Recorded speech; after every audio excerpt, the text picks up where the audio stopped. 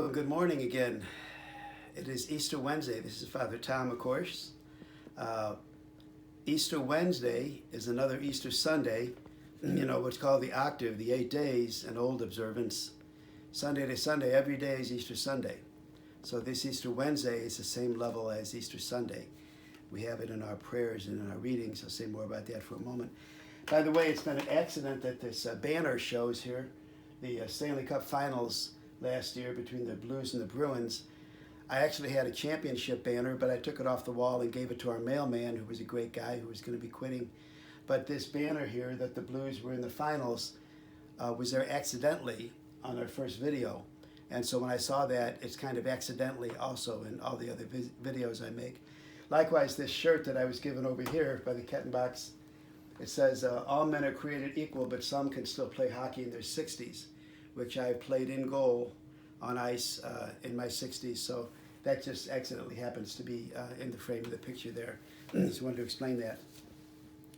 So Easter, well, what an Easter. Very good one for me, interesting. Keep in mind that the first Easter was a mess. The apostles were confused.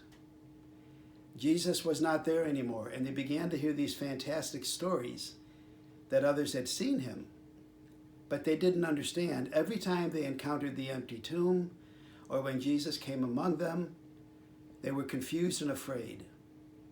Only little by little did their faith grow, that Jesus had risen from the dead, and that it really was a time of rejoicing.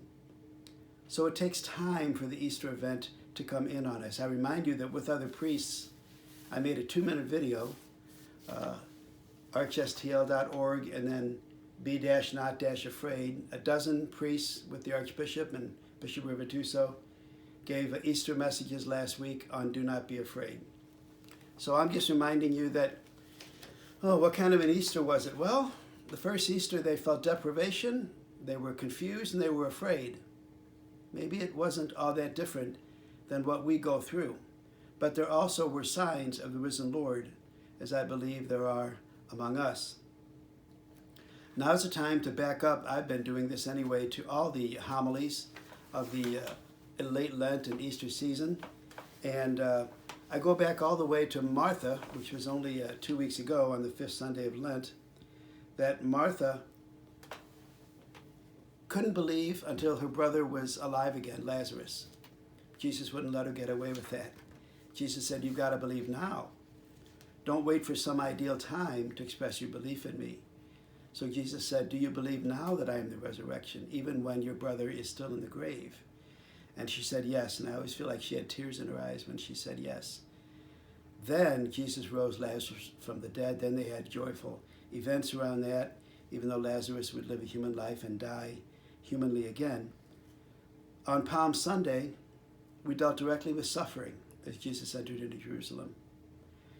And I said 3 things about suffering. Number 1, God doesn't like suffering or want it or send it. God grieves when we suffer, like Mary did at the foot of the cross. So God doesn't send suffering. God suffers for us suffering. God gives us strength. Through the Passion, the Father gave Jesus strength. Luke even says that there was sent a strengthening angel to be with Christ in the Garden of Gethsemane in his grief, and all the other helps that he had to go through it. And that God is always faithful. Jesus humanly had some inkling, but in his divine spirit, he was ready to die because of the faithfulness of his Father to lift him up. On Good Friday, we celebrated living even when you're dying. I talked about my parents, and even in the Passion, Jesus lived fully every step of the way.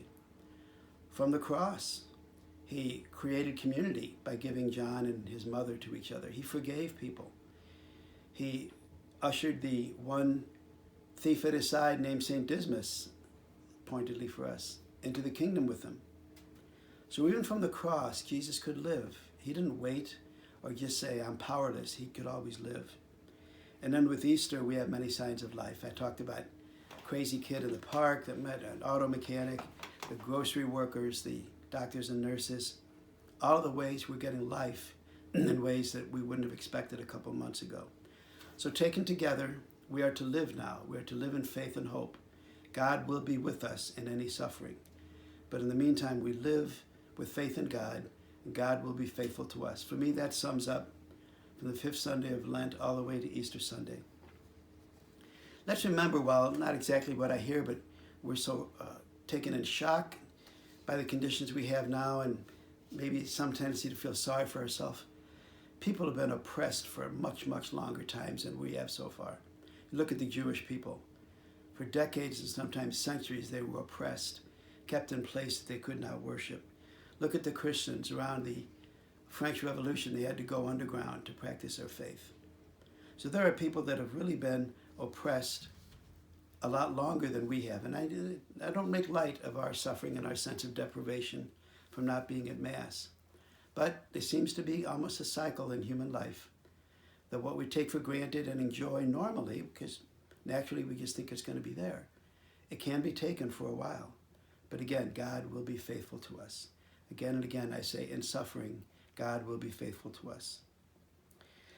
I had almost a normal Easter in terms of visits, just so you know. I saw my brother and his wife and two other families I frequently see. We sat outside carefully and safely and had visits. And by the time I went home, I kind of felt like I had had an Easter Sunday, in large part too, preaching with the people that were there in our church, with the deacons and Father Nikolai, and knowing that many of you were seeing it in video. Preaching is so important to me.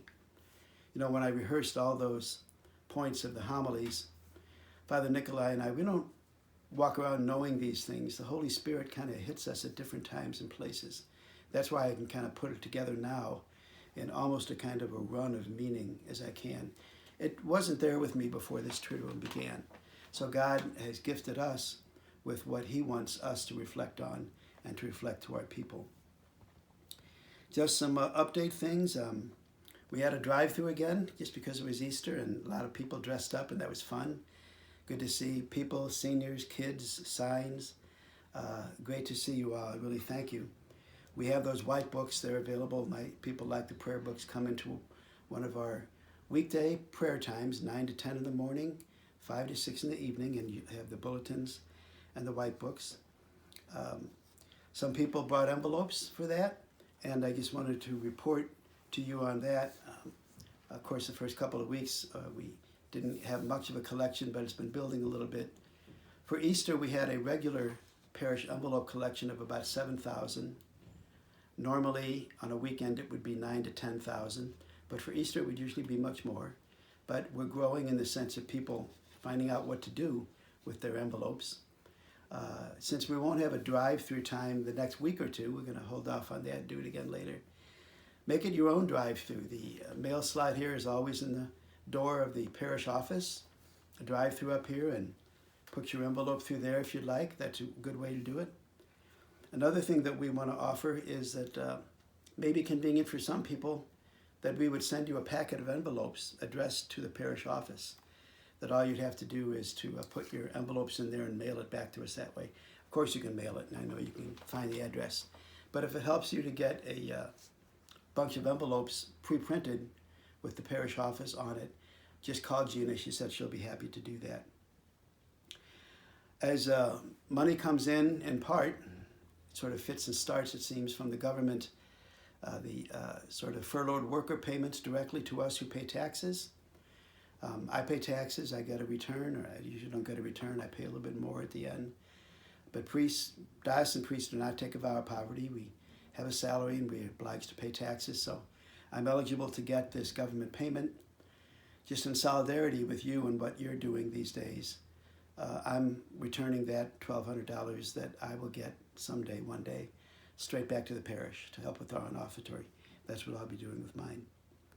Meanwhile, we do have the application into the government for the Payroll Retention Act, the process by which small businesses and churches can ask for a loan that will be forgiven. I'm not sure why they do it that way, but we tally up the amount that it takes us to pay for our workers with the revenue that we're not getting, and to get a sum from the government.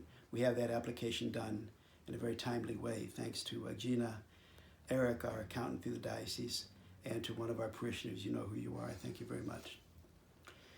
So I think that's it for now, except that, we're in a 50-day season. All the talk is like, when is the stay-at-home order going to end? When is the social distancing going to end? We know it's going to probably kind of be a rollout, not a light switch, as the experts say. One thing we can count on, 50 days we have Easter. In a strong sense, every one of the 50 days till Pentecost is an Easter Sunday.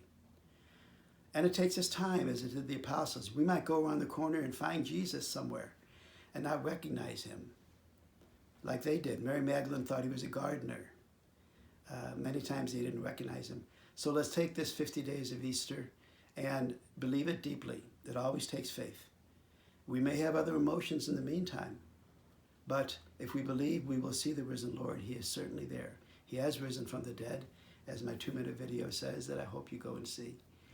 I wish us happy Easter season, and I'll be back to see you maybe next week or so, and I think I'm going to have a little friend help me to give part of the message next week. God bless. We miss you. We love you. We're praying for you. It is Easter. I will not let go of that. Please don't let go of that.